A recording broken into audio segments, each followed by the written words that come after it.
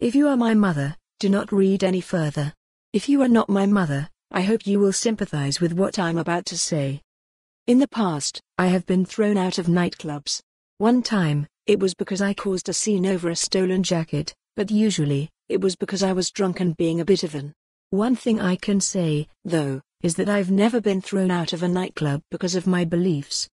But this is what appears to have happened at the Polo Lounge in Glasgow. The Polo is a LGBT venue in the centre of town, and according to a video on social media, a woman was kicked out of the club recently for wearing a t-shirt bearing the logo LGB Alliance. Some people are said to have complained the t-shirt was anti-trans and the woman was told to turn it inside out or she would have to leave. The woman's reaction to the situation was pretty much the reaction of everyone who's ever been kicked out of a club. It wasn't me. I've just been removed, she said, because trans people, who I didn't even see, said I was threatening to them. Don't I have the right to support lesbians, gays and bisexuals? Trans people, she went on, had the power to have her kicked out because they didn't like an acronym on a t-shirt. I realize the street outside a nightclub in the early hours of the morning is not the best place for nuance, but I wish we had more subtlety in this debate. My sympathy, instinctively and empirically, is with the nightclub. I am a supporter of the right of trans people to identify their gender and to have all the rights of that gender.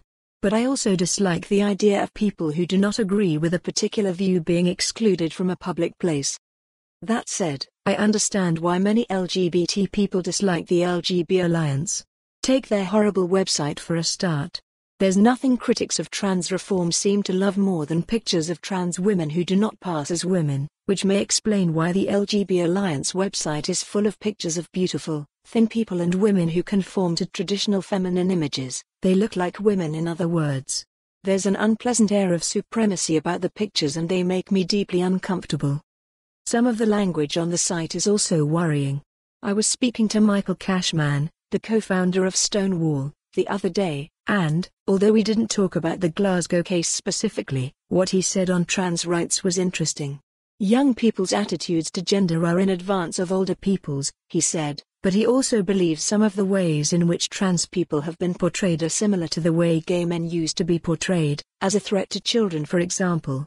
Dangerous to children is a phrase that appears on the LGB website, along with multiple uses of the word threat. We have been here before.